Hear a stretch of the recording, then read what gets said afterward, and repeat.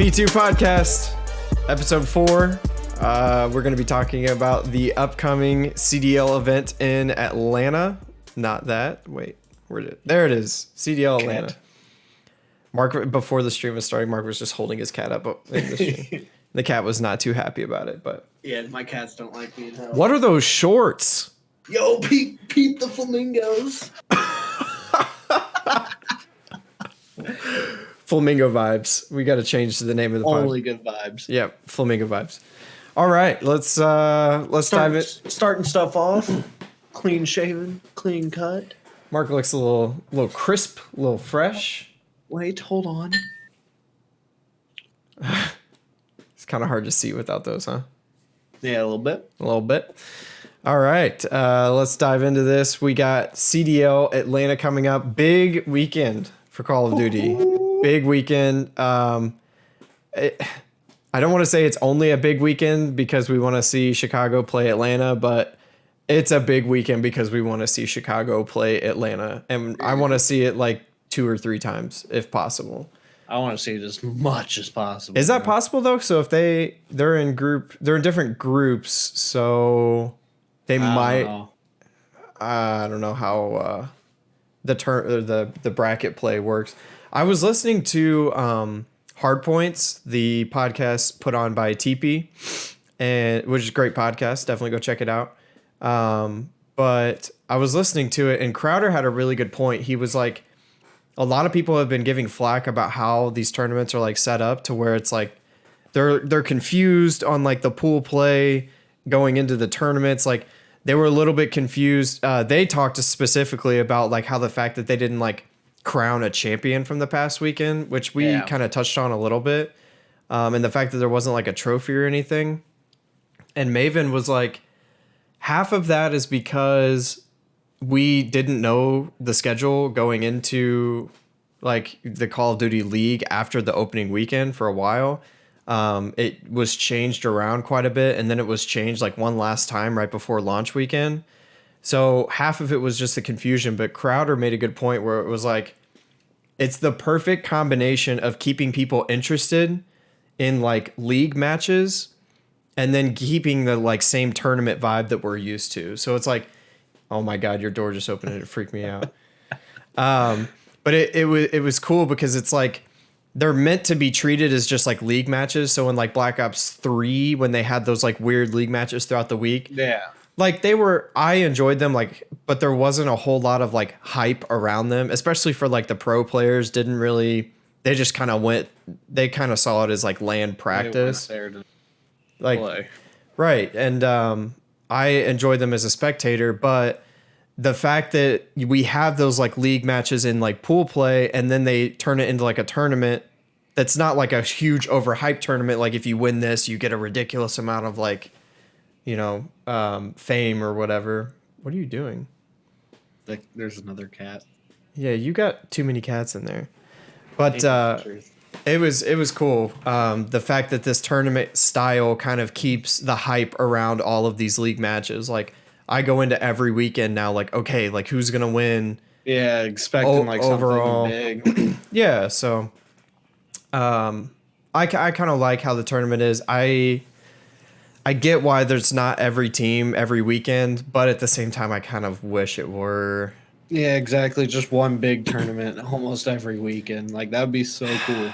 It would be cool, but it's just I feel like I'll be more okay with it, like maybe 2 months down the road when we've seen 2 or 3 or 4 different ones of these tournaments. It's just like right now there's so many question marks. Like, we've only seen the Florida Mutineers play twice. And then after this weekend, if they get knocked out immediately, then that's going to be 4 matches total in a month of playing. So it's like there's a lot of question marks surrounding these teams that I kind of want to like. I want a more firm idea of who is actually the top teams and who isn't the top teams. Like, it doesn't give a deep look into each team if they're only playing 4 times in a month. Like, that's just crazy, especially with how late the season is starting.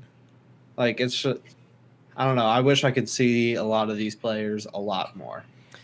Yeah. I think it'll just come with time, though. I mean, if you're a really bad team, though, and you just immediately get knocked out at the beginning of every tournament, we won't get to see you play a whole lot. So it's like, I think that'll be like good motivation. Like it'll light a fire under their butt if. Yeah. I'm trying to think of an example of someone who hasn't done very well, like OGLA. Like I mean, OGLA's only played 2 matches, but I'm thinking like LA Gorillas have only played 4 matches in a month. They played 2 opening weekend and then 2 this weekend, this past tournament rather. So it's like if this next they're not at this tournament, so the next tournament that they play is in, well, that's a bad example because they're in LA, but say it wasn't in LA, like if they get knocked out again, that's straight up like 2 months where we don't see LA Gorillas playing a whole lot just because they're getting knocked out so early. Yeah. You see what I'm saying? It's a little annoying for sure. But then again, you got to think, even in like pro sports, a lot of teams have bye weeks. Yeah. Or they'll just like, they'll have a week where it's like, you know, they're going to win or you know, they're going to get stomped. Yeah. So it's like every game isn't necessarily hyped up. And I get that every weekend of Call of Duty can't be hyped up to the max, but yeah, I mean, I don't think there's going to be one tournament where it's like, oh, I literally don't care about any of these teams. I'm probably not going to watch it. I think they did a pretty decent job of spreading out the teams from what I've seen. So hopefully each weekend is pretty good. And like I said the last time, I like seeing all of this, like what each of the home teams does for their home team. I'm very curious to see 2 or 3 weeks from now, this one in LA, see how they hype up the Gorillas and Optic Gaming. That'll be an interesting one to see. Hopefully the home crowd could get behind them and they could get, like you said, a fire under their butt. Yeah, I don't know. This one's going to be really weird because obviously I don't know how many Optic Gaming fans there are right now. Nor do I know how many LA Gorillas there are. I guarantee you there's going to be more Gorillas fans than Optic fans. You think? Probably. We'll save that for 2 weeks now podcast. We're talking about this. We're talking about Atlanta this week, man. And I'm actually hyped we're hyped for this one because there's a lot of good teams here. I'm sorry? It's not early in the morning either. Oh, yeah, like 5 a.m. Thank God. This actually starts kind of early on Saturday. It starts at 10 a.m. That's not bad. Yeah. Hey, you can move the mic a little bit closer to your face. I know I tell you not to do that, but for the podcast, we can. When we're playing video games, you like to get a little bit hyped and start eating the microphone, so sometimes. I make plays. Yeah. Okay. I want to catch you guys up real quick on the standings between me and Mork. Again, we're going to be calling the games, but the weekend before each of the tournaments, like see who's going to win out of these 4 initial pool play matches, as well as we're going to be picking who make it into the semifinals, and we're essentially going to be picking like the top 4 teams of the weekend. So for last weekend, we came out both tied.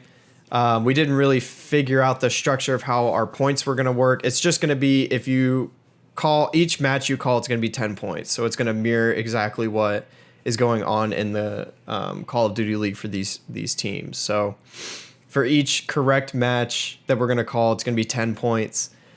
We did not call the top 4 teams last time, so we'll just count how the first 4 matches, which we each called 3 out of the 4, so we're tied at 30 points. It was a really long explanation. It's really pretty simple. We're gonna have 10 points per each team that we make. We're gonna make more predictions this week. We're probably going to tally them up. We're gonna keep you guys informed of who's winning and who's not each week, but we're definitely gonna tally them up probably mid-season. We'll probably do a mid-season giveaway after the mid-season tournament that they announced. And then at the end as well, we're going to do a full-on tally up. And then the idea is loser buys something for a giveaway. And we're still working. Big giveaway. Yeah, we're still working on it. We'll keep that under the blankets for a little bit, but it'll be pretty cool. I'm hyped for it. Right. I don't want it to not like be something lame. And again, you have to be subscribed to our YouTube channel and followed us on Twitch. And like I said in the last podcast, I don't foresee 500,000 people doing either of those two things. We're a new channel, so it's like I don't foresee very many people. Your chances are pretty decent of winning. So definitely make sure you're subscribed to the YouTube channel and followed us on Twitch. May win something cool. May win something pretty cool. I did want to start off with a clip though. Just to get us in the right mindset, let's change cameras here so y'all can see. This clip's just insane from this last weekend. Let's just play it out and we'll see what happens. No, not the whole thing. I had it queued up here, but 2-2 split. This gunless 1v3 two players. is just silly. That top side of the map for Empire. I broke my chair. So that'll be a plan. Jumping up and down. Like, I'm a big guy. Like, I understand. But I was jumping up and down, and I genuinely broke something. Gets the hit marker on Scump. And that snipe was so close, too. I know, he should have Scump though going to get tagged up from behind. He's weak. He backs down right into another. Plays behind Formal. Plays right behind Formal. And while Formal was trying to stay alive to just watch that bomb. 25 seconds, though, remaining. RCDs and Gunless trying to clutch up in a 2 versus 4. They knew he was going to wrap back as well. They knew he was going to be in this area. They're able to find Arcides, so now it's all down to Gunless. He only needs to get a killer. He couldn't quite finish it. Did he hop off it? He did hop off it for a second, though. He's right back on it. Get up there. Go. He's got to go. He got to Can he get there in time? Can he get there in time? I think he got it. Oh, he got the kill. I thought the defuse was in. He got the kill. Are you kidding me? What a play from Gunless. That's insane. And I went back and watched this and saw how close it was, dude. Like, look at the defuse up here. Like, the defuse is so close. Yeah. Let's look at it. Oh, it's right there, dude. Does it look like there's a couple pixels? Yeah, it's super close. So that is we made a top 10 Call of Duty plays from London. And I mentioned in the past podcast that it was hard because Call of Duty, when they're done, they decide when they want to upload their full matches and everything. And that's what we use to get all of these clips from. So our initial idea was to review the top 10 plays that we picked right after the tournament. And then that'll be posted in a video on Monday, but that video didn't get posted till Wednesday. So I'm hoping that this weekend we'll have a better setup, hopefully where we could just grab clips as they happen live. And then hopefully we'll try and do it this weekend where we do the top 10 plays. Try to get it out to you guys as soon as possible. Yeah, well, and I think it would be cool to talk about it. Last podcast, we really did a pretty in-depth dive of like every single match. And I don't think we need to do every single match, just probably touch on the bigger ones. And then, review like the top 10 plays. I think that would be a pretty decent. Yeah, for sure. And then, as he said, edit it together and post it on Monday. So that's the plan for this weekend. But let's go ahead and make our predictions. Yeah, let's make our predictions, man. Atlanta, what other tournaments in the past have there been in Atlanta? Has there been like a CWL Atlanta event? I think so, a while ago. Yeah, it doesn't like ring a bell right off the top of my head. I believe they've had other events there. I don't know exactly where it's going to be hosted. We can really look if you want to, but Arena at Gateway Center. Oh, Gateway Center. 2018. Oh, that's cool. But yeah, I hope it'll be a cool event for them. Hopefully it brings a lot of crowd. I think that the opening weekend was kind of expected that there was going to be a large crowd. I foresaw a lot of people traveling to Minnesota. It's kind of in the center of the U.S., so it's not, like a ridiculous travel for most people. But Atlanta's a pretty big city for like if you wanted to book a flight there. So hopefully it'll be a pretty decent crowd. Yeah, exactly. I feel like there's going to be a lot of people. Yeah, and it's going to be a big tournament. And I think that the Atlanta Faze, just as a team, has enough hype around them that it'll drive kind of viewers to come in person and see them. So, all right, let's get into it. I got my notepad. Let's make some predictions. What do you think about the Minnesota Rocker? We saw a lot of them the opening weekend, and they were one that really surprised me. But on the flip side, Paris Legion was also a team that has continued to surprise me. They ended up getting tied for 3rd, 4th last weekend. Work, who do you think is going to win this, man? I think it's going to go 3-1 Paris. Even more in depth, I feel like Minnesota will take one of the hard points. So you think Paris is going to win 3-1? Paris is going to win 3-1, but Minnesota is going to win the first map. After watching Asim and Silly go off these past couple weekends, it's been insane. Like watching their streams, even like they're just annihilating everyone. I think they're a very good hardpoint team, but lacking in search and destroy and domination. Really? That's interesting to hear, because we talk a lot about like respawns versus S&D, and you think specifically they're a better hardpoint team than they are a domination team. Yes. Interesting. I think I agree with you. I think Paris Legion put up a really decent fight in most of the dominations, if I remember correctly from last week. One of the plays that they had was from Dens. Dens really turned up from last weekend, and one of our top 10 clips was him going on a 7 spree to bring Paris Legion back into the hard point. I believe it was against maybe Subliners. I believe it was against the Subliners. But yeah, Paris looked like a very, very decent domination team. So I am going to put an asterisk by them, though, because a lot of these teams had to travel across the pond to get to London. Mm-hmm. Paris, those guys didn't have to travel too far. Home crowd could have been a factor. I don't know. They could have just been riding the wave whenever it was. Could have been a fluke. Like, I'm going to put an asterisk by them. Interesting. They surprised me that much. Okay. I didn't think about that being like a factor. Maybe since they didn't do as well as they had hoped at their kind of home crowd, maybe the hype is going to kind of die down going into this tournament. Maybe. Yeah, that's interesting. I didn't think about that.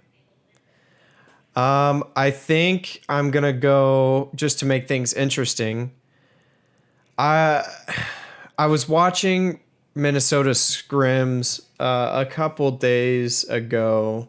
They were playing the Huntsmen, and the Huntsmen were just stomping them. I mean, it wasn't... Yeah. They were, like, joking around, and they were still getting, like, stomped. But I think Minnesota Rockers going to take it over Paris Legion 3-2. I think it's going to be a close map. Ooh. I bet you... Ooh, I could see it, though. Like, that's the thing. That's the thing. That's why I'm putting an asterisk by Paris. And I don't really know exactly what maps they're going to take and everything, but yeah, for whatever reason, I think Minnesota, I think they performed a little bit better than they anticipated their opening weekend. They got a lot of hype around them, like right now. So I think the Rocker are going to come out strong and at least put up a good game against the Paris Legion. I can see it. Like, I'm not saying it's going to be a blowout 3-1 on my end. But that dark side of me thinks that it might actually be a blowout. It might actually be a Paris Legion, like not even close. I think I will say, I think Paris Legion has the skill to make it a 3-0. I think they have the gun skill. I think that they have the brains to make it happen, to make this a 3-0 if they really wanted to. Okay. That's a good way to cover my butt a little bit, just in case they do get 3-0'd and I have to eat my words a little bit. Yeah, exactly. We're both going to be in the mix there. Right. Okay. So I have Rocker winning. You have Paris winning. I'm excited to see that one. I'm excited to see the Rocker a little bit more. I want them to be a good team. I like a lot of the people on their team. I like GodRx. My boy got RX. He is a god. Okay, let's move into the next one. What are your predictions for Ravens versus Mutineers? Oh, I'm sorry. I didn't mean to hit my mic there. It's all good. I have not seen a lot of Florida recently. No one has. I mean, Well, even two matches? Scrim wise. London 3-0. I don't have much to say about it because I don't really know that much about Florida yet. Sorry, I'm just writing this down. You say London 3-0 against the Mutineers? Yeah. London's riding that hype wave so hard right now. I think I'm going to have to agree. I think it's going to be a 3-0. And I think, yes, they're going to be riding that wave, but I also think that it's going to be a little bit of, again, they want to be talked about as a top 3 team, just as overall. And I think that people kind of, again, we don't know a whole lot about the Florida Mutineers, but the kind of consensus is they're kind of on the lower end of the spectrum of teams. Lower. Right. So it's like if London came up a little bit short and they still want to be respected as one of the top 3 teams, I think they're going to go into this with like a really big drive to say, if we even drop one map to the Mutineers, like we're not put them lower. Yep, exactly. So it's like if we drop even one map, I think we're going to lose a little bit of credibility there in terms of top teams. So, and looking at the Mutineers roster, like they have a roster to maybe pull an upset or a couple this weekend. I think their roster's good. I mean, I don't know. We haven't seen them play a whole lot, so yeah. It's going to be cool to see. But I do think Royal Ravens are, and I think they have to this weekend, knowing that the Huntsmen are going to be there and that Atlanta is going to be there. I think they have to go into this weekend with the biggest, BDE energy they have ever had. So I mean, honestly, like there's no other good term for it. Like they just have to come in and show up. Yeah, they gotta let their nuts drop a little bit. Okay. All right. Where are we gonna put it? Let's move on. Let's look at this next match. I'm already going to write down your predictions. Again, we try to give you good content where it's not necessarily unbiased, but we try and give you the best description of each team as we can. However, we are based out of Indiana. If you have Chicago and Toronto going against each other, like we're going to both say Chicago is going to win 3-0. Okay. We're a little bit biased towards them. We are based out of Indianapolis, so that is our closest team. But we're also big T2P fans as well. We've been following Scum for a long time and everything. So, yeah, you have These a lot. Cats are insane, bro. Yeah, man. What did you feed them? Caffeine? They found the catnip. Oh my gosh! Go close that door or something. That's hilarious. They're running around like banshees. Yeah, a little bit. I said, go close that door. He just kind of measurely cracks it. They're going to start clawing under it. And, no. Oh, my God. Okay. We already have holes in the carpet. All right. We'll see you in a minute, cats. Let's talk about this. So the Ultra did not have a good weekend last weekend. Obviously, I think it's going to be a quick 3-0 for the Huntsmen, which is not bad for them. It's a pretty good warm-up match. I want to see Toronto step it up. Yeah. That's one team I feel like they're near, if not at the bottom. And I just want to see them do really well. Like they have a lot of solid players. Like they're good players. They just haven't named themselves as the best besides maybe Looney. But like they have a lot of talent on this roster and I feel like they could be a great team and they're just not showing it yet. Yeah. And again, they also have the most amount of tools in their toolbox, right? Like they have a full 10-man roster. So we have the first confirmed sub from last weekend, which was, I'm going to mess it up again, Brack? No, Bance. I got the B. Bance was out for medals. I said 2 weeks ago, like I would like to see the Ultra kind of play around with their subs a little bit more. I feel like it's fine early on. To be honest, I feel like they're not going to play a whole lot this weekend. So if Chicago 3-0s them and then they play the winner of the Rocker and the Legion, I would now Ultra in Minnesota would be a good game. I think it was a good game when they played in Minnesota opening weekend. Yeah. It was. So I don't see Ultra beating either one of those teams either. Maybe. I just think they need to work on their fundamentals a little bit more. There was times where it was like, one of our top 10 plays was against the Toronto Ultra where a guy was able to 1v2 and Ninja defused the bomb 1v1. Like that shouldn't be able to, that shouldn't happen. Right. Like your pros, I get that it was kind of that weird bomb site, where there's a million different points of entry and they just chose to play spread out. But if one of your teams gets beamed, like you got to be able to check bomb and everything. So I just think they need to work trade or something. I think it's kind of a double-edged sword to have a 10-man team because then they need to figure out each player's strengths and then kind of teach them how to play this game at a competitive level with all of those in mind. So yeah, exactly. It's just hard to get team continuity if you're going to keep subbing people. Yeah, but I wonder if it would be a good investment, and they've already invested so much money. I mean, 5 players is at minimum, what did we say, $250,000 a month? A month? No, that's not right. That's not right. $50,000 a year, so that's $250,000 per year minimum salary for players. I'm sure they're getting paid a lot more than 50K a year.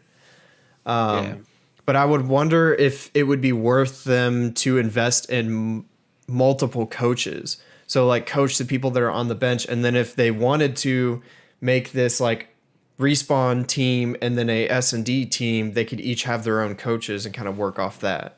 Yeah, exactly. Have 5 guys that play Respawn, 5 guys that play S&D. Right. Because to be an effective coach against 10 different players is kind of ridiculous. So it is. Because continuity between teams also means coaches as well. Absolutely. And we saw that last year with John stepping in for LG.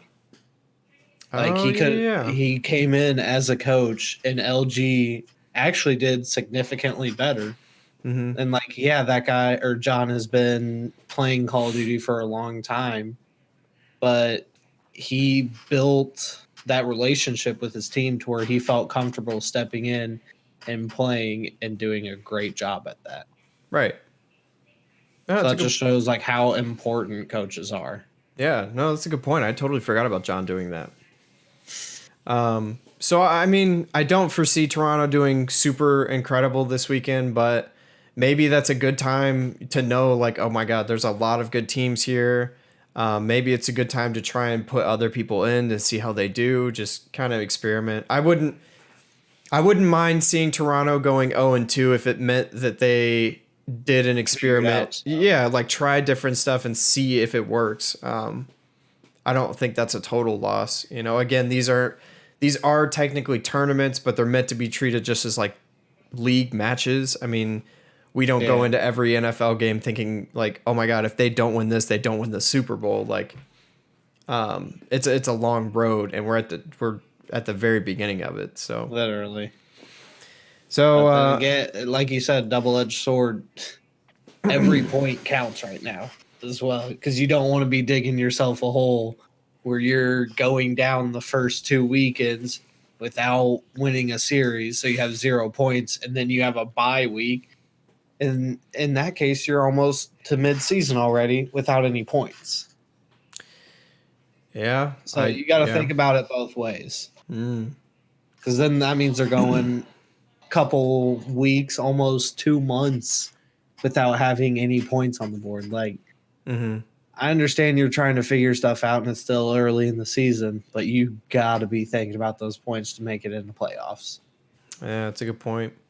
Yeah, I've never really understood that. I'm not me and Mork were not sports people to the max. I mean, we were both in band, but it's like when I go to like watch NBA games, Yeah, it blows me away that teams play so stagnant in NBA games. They'll be down like 20 points, but then the last like 5 minutes of the game, they'll just try super hard to kind of work back and then eventually like get close and then they might not win. It was like, dude, if you just tried that hard the whole game, like you would have smoked them. Like I've never understood that mentality, but maybe it's just easier to work when you know you're behind. But yeah, for a team like the Toronto Ultra, like I don't think now's the time. I don't think working from behind is the best strategy for you right now. So, yep, I think it'll be a hot 3-0 against me Ultra. All right. Another team that we haven't seen a whole lot, OGLA against Atlanta Faze. I'm going to like this match. Okay. I don't know why, but I feel like it's going to be a bloodbath. I feel like Optic has a chip on their shoulder for sure. And they're going to be coming in thinking like, hey, if we could take a map or if we could take a series against the tied for number 1 best team in the league, then a lot more eyes are going to start going to Optic. So I feel like they're going to be out for blood. Then again, so is Atlanta because they're like, all right, now it's time to prove ourselves. It's not opening weekend. This is where it counts. Yeah, I would have to agree. I think this is a very big, how do you say it? Telltale match. Mm-hmm. Because if Atlanta wins 3-0, then people like you and me become nervous. Like, holy crap, like this Atlanta Faze team is unstoppable. They've dominated all of their LAN matches that they've played this season. Granted, they've only played 2 before. But yeah, like you said, if Optic can come out and make this at least a close game and show that the god can bleed, essentially, then I feel a lot more confident for like the Huntsmen or even Royal Ravens to go up against Faze to show them like, okay, well, if Optic could take a couple maps off of them, I feel a little bit better about this matchup. Exactly. Like, I'm not going to say Optic's going to beat them. My prediction is going to be 3-0. Yeah. But there's definitely going to be a lot of eyes on this because we don't know exactly what Atlanta's going to show. And we don't know exactly what Optic's going to show. I'm trying to pull up the launch weekend results, but it's not showing them to me. Their site's being really weird. What do you want to see? Oh, here we go. I thought Faze played Optic before. Am I mistaken? I am mistaken. They played the Subliners and then they played Dallas Empire. And I think the reason that we think that Atlanta is a god right now is because they did play against Empire that first weekend that we thought the Empire was the best team in the league, right? Yeah. But come to find out, Empire nowhere near as good as what we thought going into launch weekend. Exactly. So we literally have not seen how Atlanta does against some of the top tier teams. Right. And OGLA definitely didn't have the launch weekend that they wanted. Granted, they had a pretty tough weekend. Paris Legion ended up being a lot better of a team than any of us anticipated. I'm assuming better than what Optic anticipated too. So that could have taken them off guard a little bit. And then they had to play the Huntsmen, who are the best team in the league right now. Technically, because they have the most points. Yeah. So they had a rough opening weekend, but yeah, I think I agree with you where it's like they have kind of a chip on their shoulder. They're ready to like show people that they're not a joke. That they need to be not treated like the old Optic, but again, treated like a upper tier team. I would say a good way to put it is an upper tier team or a lower tier team. Yeah. I think that they want to be talked about as an upper tier team at the very least. For sure.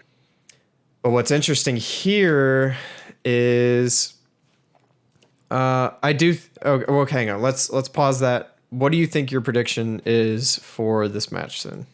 3-0. Hang on a second. We just went through like 5 minutes of explanation of why we might think Optic And he says Atlanta Faze 3-0. I have one word. Simp. Okay. Everyone loves to talk about him. Literally everybody loves to talk about him. I can't be mad. That's all I gotta say. 3-0 against OG. Yeah. I guess we didn't go through a rant of how Optic could win it. We're just saying like how it Or could. Optic could just straight up come out and suck, and Atlanta could be as good as we think that they are. I think that they will. I think Atlanta will be equally as good as we think they currently are. Yes. But it would be really cool to see Optic take at least one map out of Atlanta, especially if it's the search. That's what I was trying to say. If we go 3-0 and Atlanta wins all the respawns and then Optic takes the search, then there's a big question mark around there, because then it's like, oh, well, this is clearly just a respawn team. The world famous quote, search and destroy wins tournaments. Like, everyone's going to have that in the back of their mind. And I think that's going to make a big difference for teams that have to face Atlanta going on into the future. Yeah, for sure. I can't in good faith say that it's going to be like a close game. I think I'm going to go 3-0 Atlanta as well. I hope that it doesn't do that though. I hope that it doesn't. It would make it a super interesting tournament if Optic could take even 1 or 2 maps, and if Optic beats FaZe, then we got a real head scratcher every weekend, man. Yeah, I would love to see that. That would be so weird. Ooh. But yeah, I think I'm going to go 3-0 as well. All right. So after all that 5-minute talk, you're just going to say 3-0? I know. Well, I proved my point. But it'll be really cool because the winner of these two Group A's play each other. So if we're looking at an Atlanta FaZe Royal Ravens, I kind of go back to like, okay, Ravens, like what you got? Like we're ready. Exactly. We're ready to show up. We're ready to talk about you like you're a top team, like you want. But in order to be a top team, you have to beat the other contenders for the top team. So that would that would be a giant game if Ravens could beat Atlanta FaZe in pool play. Let me triple check this. What you looking at? The one thing I have against London right now is their loss against Dallas. It was close. It was close. It was a 3-2. It was close. They say they want to be talked as the best or as one of the best teams, and yet they're getting beat by Dallas, who's getting swamped by Huntsmen. Getting swamped by Huntsmen, and in the launch weekend got stopped by FaZe. But again, I think Dallas from last weekend is a different Dallas from 3 weekends ago. Yeah. Yeah. I don't know. I mean, we'll see. Honestly, I think that we're gonna get the matchup that we want right out of the gate. I think London's gonna beat Mutineers. I think FaZe is gonna beat Optic. So it's like, I bet you we'll see that, and they're gonna have their time where they're either gonna match up to them. And again, even if they could take one, or it would be better if they could take at least 2 maps off of FaZe. But if they come out and get 3-0, that does not look good. Yeah, that's going to be a hard one. They're going to be put in a position where it's like that's not where they want to be in the league. For sure. So, yeah. All right. We think both think 3-0 Atlanta FaZe over Optic. Yes, sir.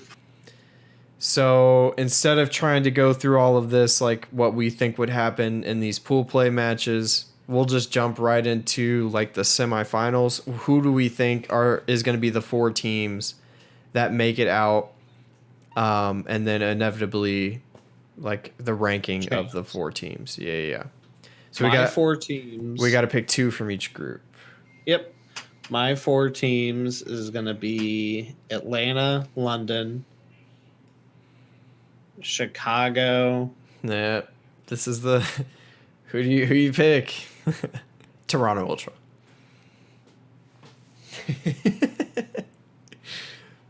I don't want to be typical, but I gotta think screw it, Rocker. You think Rocker? You picked Rocker. Paris to win over Rocker. Rocker's gonna be pissed. They're gonna lose against. You think Paris. they're gonna lose this match and then come back, and then they have to play in the loser bracket essentially. Those are gonna be my top 4. Whoa. A little bit of plot twist. So, and I'm not just trying to say that, like I said, give a plot twist. I definitely think the Rocker is a team that is going to perform under pressure, where a lot of these teams may crack under pressure. I think that's a good statement. You cannot sleep on the Rocker. They're full of really good teams. And Paris, I feel like, is going to come out. They're going to be like, hey, let's win this first map. Let's get that over with.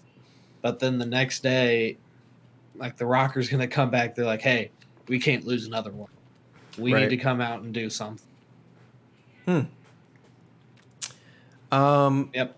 Go ahead and rank. Who do you think then? Who do you think is going to win? Chicago. You think Chicago's going to win over FaZe? I think Chicago's going to win over FaZe 3-2. Okay. Sorry, I'm just writing this down. I write like a third grader, so. Reverse sweep. You think Chicago and then FaZe second? Get second overall? FaZe gets second overall, yep. And it's going to be a reverse sweep. I'm going to write that down just in case you call that somehow. Bro, I'm literally coming from the future. And then you said Royal Ravens and Rocker are going to Royal Ravens tie. and Rocker. Yep, 3rd and 4th. Okay. There's where I'm at. Because think about it. So Chicago's going to beat Ultra, yeah? Mm-hmm. Paris will most likely come out and beat Rocker. That means the Rocker's going to have to go up against the Ultra. Rocker's going to beat Ultra. Then they're going to have to play against either Florida or Optic. Beat one of those teams. Yeah. Interesting. That's where I'm at. Very peculiar. I think Rocker's going to be top 4. Interesting. Okay. I'd like to hear where you're at. I can get behind that. Now you've got me thinking. Because you But then the same thing could go for Paris. That's what I'm saying. Like, so you picked Paris to win that first initial match. I picked Rocker to win over that initial match. And by your logic, I think Paris could do the same exact thing that you just said. You know what I mean? See, here's the thing. So if Paris win the first match, lose the second match, do they play against... see, this is where the tournament thing messes me up. I know. I don't know. Top 4. I know. Well, FaZe, Chicago, London. We're kind of just scrapping this together until we can fully like wrap our heads around how the tournament actually structures, and we kind of get a little bit more used to how the structure works. Right now, we've only seen one. Yeah, so I will follow along and make a bracket so we can show it on next week's podcast for everyone to see what's going on. Yeah, so we fine. can see what's going on. That's fine. So we'll get that going for you. Okay.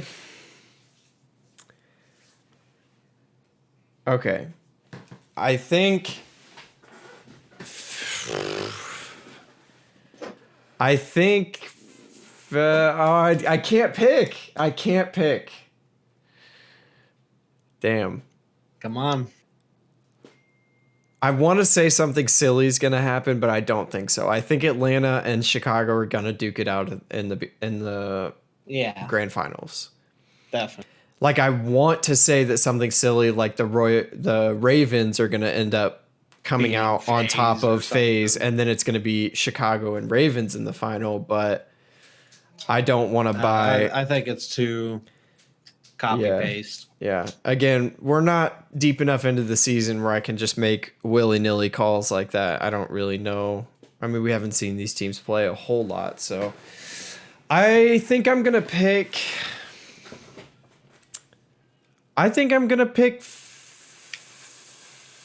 Huntsmen over Faze. God, I think it's so close. Close. One thing I found really interesting is Arcity's on stream straight up said, "I think we're better than Faze." And that go ahead. He said that I wouldn't be on the Huntsmen if I thought the Huntsmen weren't better than Faze. And it's like in the back of my head, I want to say that Faze is kind of, I mean, they have the same amount of potential to come out and do exactly what Dallas did. You know what I mean? Like, we've seen Faze win so many online matches, and then Dallas came out and just sucked on LAN. Granted, Faze won their first 2 matches, but it wasn't against anybody like super insane. Exactly. I mean, we saw them. Who'd they play? The Empire, who sucked that weekend, and then the Subliners. So it's like, I'm sticking by it. I'm gonna say that Huntsmen are gonna beat Faze. Final. Okay. Huntsmen are gonna beat Faze. And I think it's gonna be. I'm gonna call it. I think it's gonna be a 3-1. I think it's gonna be a 3-1.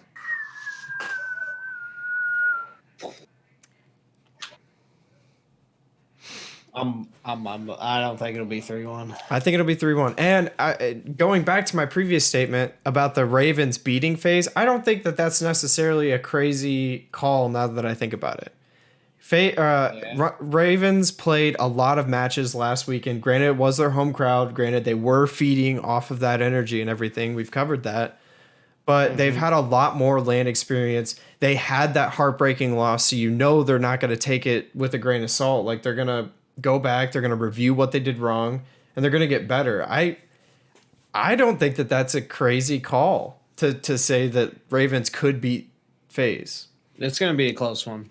The thing that scares me is, I talked about this on the last podcast, is I did see moments of panic with the Ravens. I think they were playing it could have been the Subliner. I think it was the Subliners, because I was impressed by them, how much they were able to like push them back. But in a couple of the respawns, like, I did see that desperation mode kind of come out for Royal Ravens when they were playing, and like the game was getting a little bit closer. You could see them getting in that spawn trap, and then they started pushing like stupid.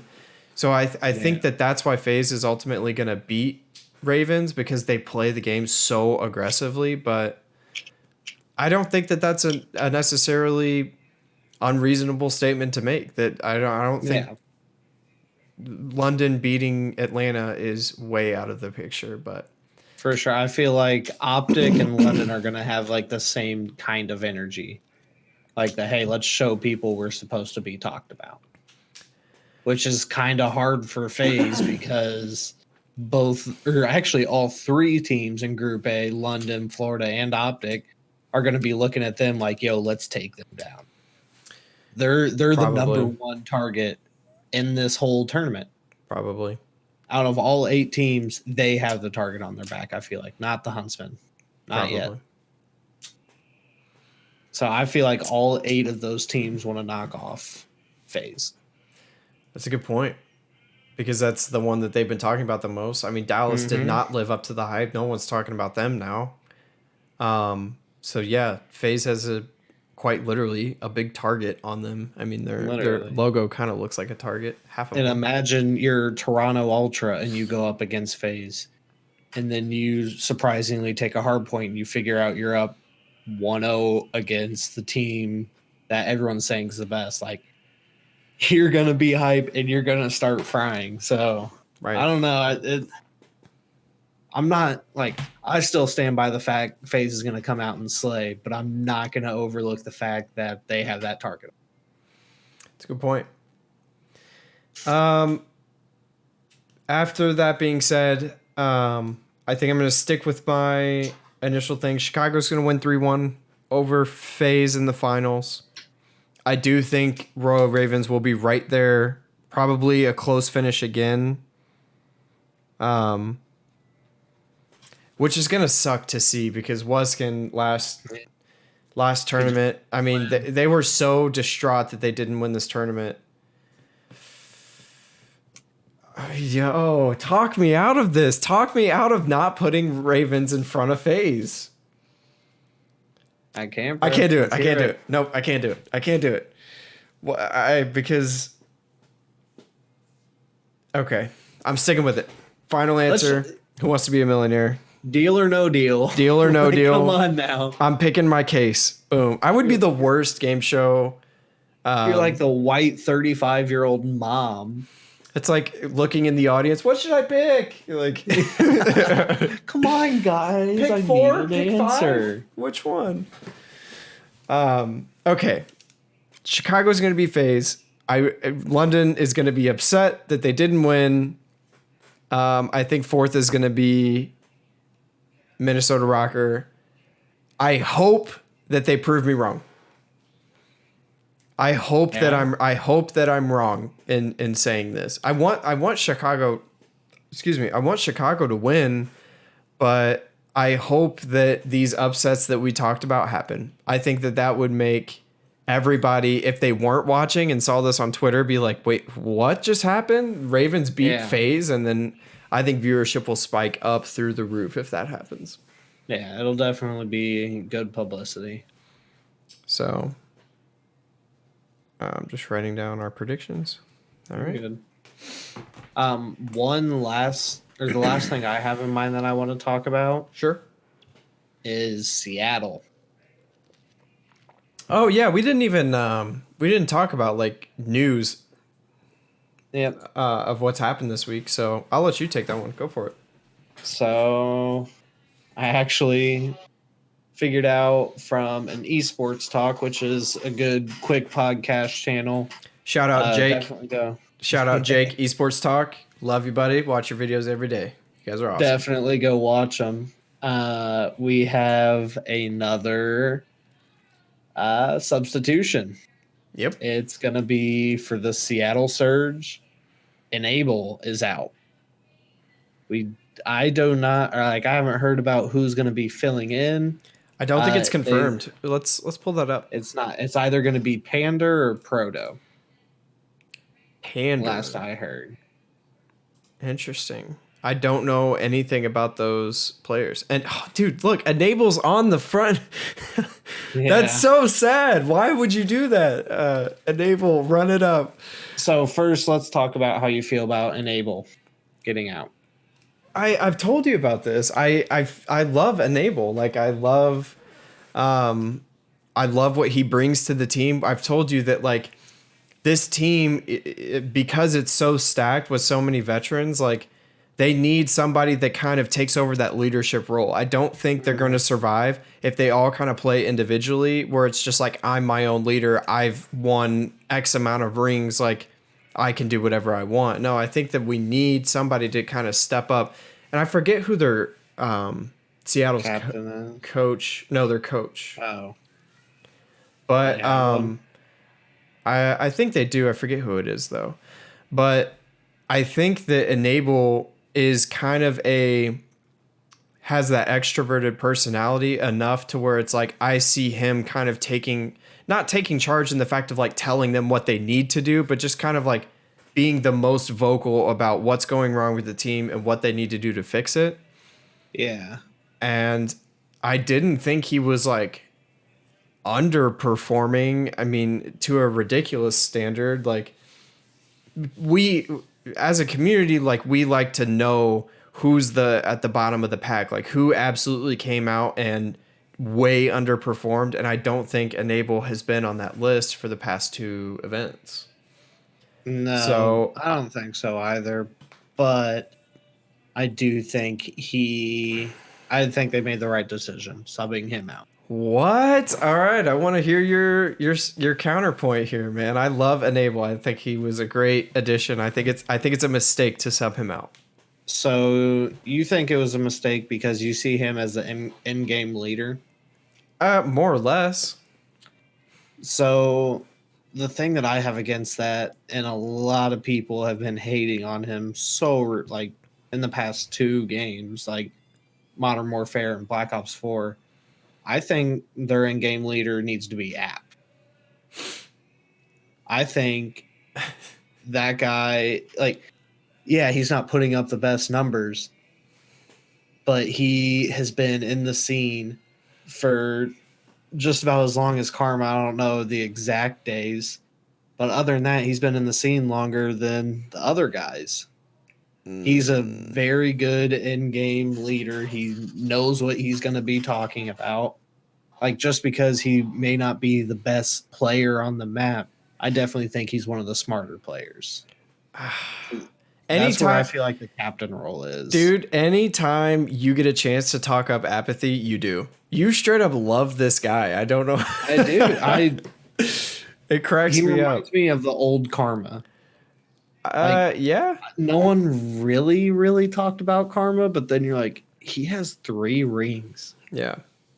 I mean, I don't disagree the fact that they subbed him out, but I don't like the call with Enable. I think that, and they didn't really give a reason why. It was just confirmed on Enable's stream. Somebody asked, like, when are you going to be playing 10s again? And he was like, I don't know, because I've been subbed.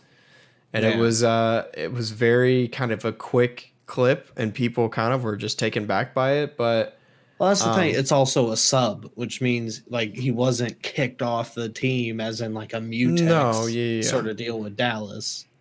They could just be trying something different. I think not work for a series, put him back in. That's a good point, actually, because so the Seattle Surge play next in LA, which is in 3 weeks. So they have 3 whole weeks to try something new. That's a good point, actually. It may show up to the next tournament with Enable starting. Because you still have scrims to go, and the other guys may not like playing with either Panda or Proto as much as, or they may not have as much faith as they do with Enable. What if that's exactly what's happening? Where Enable is just kind of like trolling and being like, I don't know, I've been subbed, like, but they're really just like, as a team, including him, they decided to figure stuff out. Yeah, well, they just decided like, hey, let's let you play for a minute. Maybe you will be better. Maybe you're the missing link. Maybe that's exactly what's going on. I don't know, because they didn't give any information on it. So shout out to Mork. Mork's having some good ideas this podcast. It's probably the cats running around him. He's on edge. They could attack him at any minute, man. Oh my god, where they always jump up and claw me and then hang on. Ooh, that's why dogs are better. Oh, on the finger? Ooh, that's gross. Get that off. Get that off. Stop. Okay. But yeah, we'll definitely keep you guys posted if we learn anything new from the Seattle Surge. Yeah, I don't know. I thought that was a shocking call. It definitely was. Almost as shocking as when Optic put Damon Karma Barlow on the bench in World War II. We're not going to talk about that. We're not going to talk about that. Oh my gosh. To me, yeah. I was going to make a Nade Shot HBR reference in there as well for embarrassing moments. Benching Enable. I mean, it's pretty similar. Bringing out the HBR. Oh, that was the last thing I wanted to say. Shout out to all the old school Call of Duty fans that get that reference. So old school, bro. AW. That's weird that's old school now. That's like 6 years ago, brother, or 5 years ago. Don't tell me that. Yeah, you're telling me that came out my freshman year of college. So you're telling me my freshman year of college was 6 years ago? Oof. Let's see, 6 years. That was my freshman year of high school. Wow. That was silly. This cat's insane. All right. I think it's time to call it. We have our predictions. Mark's cats are going on a rampage. They're gonna burn the whole apartment down if we don't get off here soon. So ain't that the truth? But yeah, I'm very, very excited for this tournament. It could go one of 2 ways. It could happen how we think it's gonna happen, where it's basically just a question mark of who's gonna win over Chicago or in Atlanta. or we're gonna see some interesting things. We're gonna see if people can actually take a couple maps or beat Atlanta. That would be cool to see. That'd be really cool.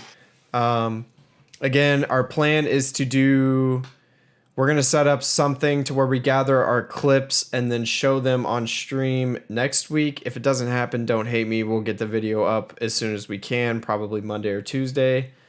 But yeah, we'll do a top 10 video again and kind of break down the big things that happen. Do you got anything else? What's up? One more thing to say. Shout out to our main man, Frank, talking down in the comments on these videos. I absolutely enjoy talking to you down in the comments. Anyone else? We've been getting a lot of comments, actually. I would like to start some conversations with you guys and figure out exactly what you think. Like, we're just typical guys. Like, we just randomly started this, and I just want people to talk to about it. Like, I think it's a really cool idea, and I had a really good time talking to Frank in and out about Dallas subs. So. I fully expected when we started this podcast, what is this, episode 4? So we started like a month ago.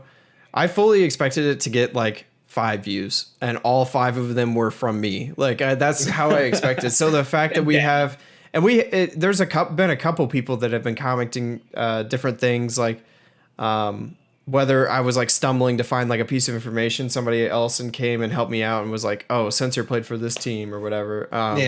That's super cool to see. So yeah, I mean, while the channel is small, definitely feel free to ask us like questions in the comments. We would love to hear what your predictions are, or if you think we're total garbage at making predictions, just let us know. While the channel, us know your predictions. Yeah, while the channel is small, we'll definitely read all of them and probably comment back to all of them. So yeah, definitely let us know what you think is going to happen. Definitely subscribe to the YouTube channel. Again, we're very small, so it definitely helps us out a ton to see. I love getting you guys know. I love getting emails saying like so and so subscribed. So yeah, it's a good feeling. So thank you guys who are subbed. Yeah, thank you. Don't forget about the Twitch channel as well for the giveaway. Yeah, Twitch channel for the giveaway. Subbed on YouTube and following on. It's literally both of them are free, and you could win something really cool for free. We might announce that next week. We'll see. Coming soon after the Atlanta thing. Yeah, it's pretty cool. We have a pretty cool idea in mind of what we're gonna give away. So, all right, is that it for you? Twitch link down in bio. Twitch link down in bio. Let's pick a good song for you guys to jam out to on the way out. Let's hope that this one's pretty good. Maybe. I can't hear it. Oh well, you're missing out. Oh. All right. Thank you, everybody, for watching. We will see you next time. Goodbye. Have a good one.